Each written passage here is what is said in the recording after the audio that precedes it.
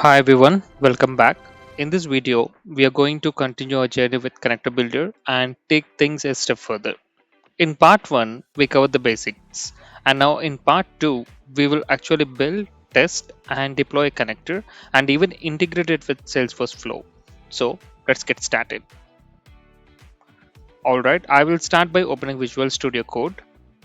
Now, I will go to the Connector Builder extension and click on New Project. Let me name this project something like Connector 15 Test.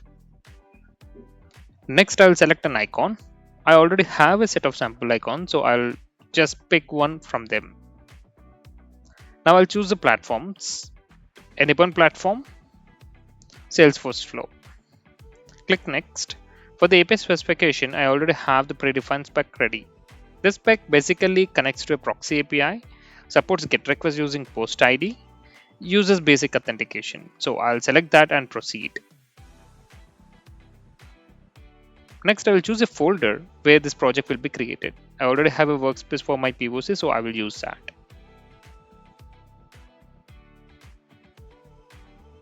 And that's it.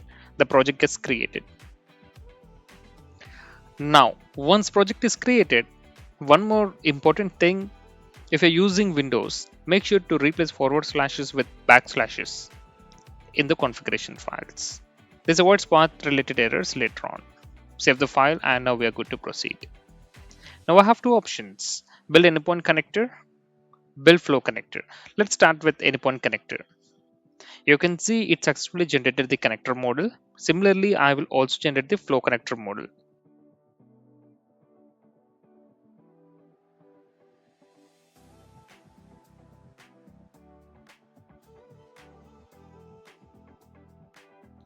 Once both are created, I will click on build project. This step may take some time. It prepares everything and generates the required artifacts.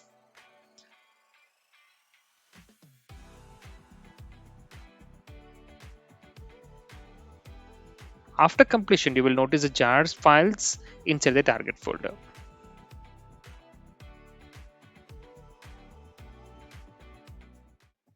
Now let's publish the Anypoint connector. First, I need the organization ID from Anypoint platform. Copy that and paste it here.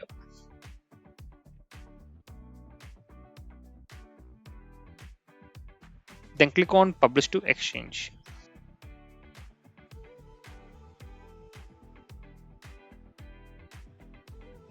If you get an error, don't worry.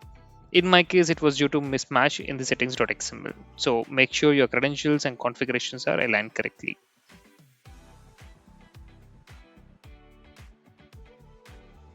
After fixing that, I'll publish it again. And now you can see it's successfully published. Let me verify this in Exchange. Yes, Connector 15 is now available. Now let's test it. I'll create a new MuleSoft project.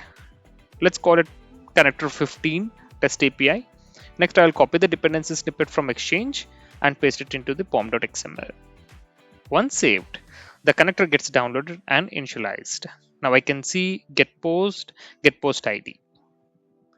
Let me quickly build a sample flow, add a scheduler, let's add a logger, add the connector operation.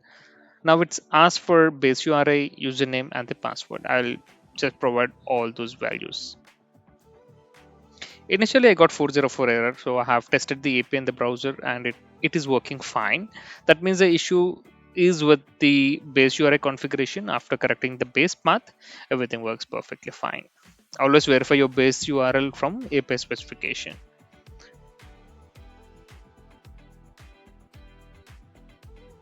Now let me test again. Yes, I'm getting the response successfully.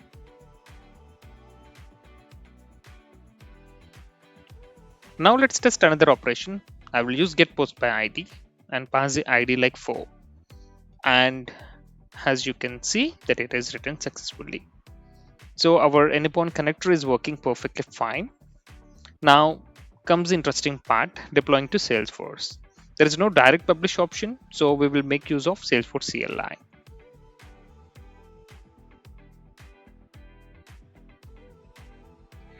So the steps are like install Salesforce CLI, authenticate your account, create a Salesforce project, create required folder structure.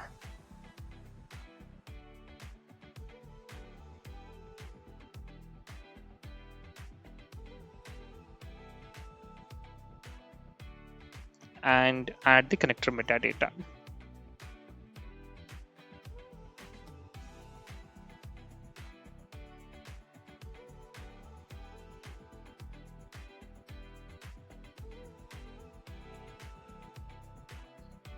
Next, copy the generated jar file, place it in the correct version folder. Then run the deployment command. Once deployment completes, go to your Salesforce, click on setup, and just select the deployment, and you could see the deployment status, and you should see it deployed successfully. Now let's verify it in Flow. I'll create a new scheduler flow and add an action. And there it is, connector 15. You can see get post by ID. Both operations are available. That means everything is working as expected. So yeah, that's how you build, test, publish, and use a connector across Anypoint and Salesforce. In upcoming sessions, we will go deeper and build more advanced connectors with complex authentication, advanced configurations. Hope you found this helpful. Thanks for watching.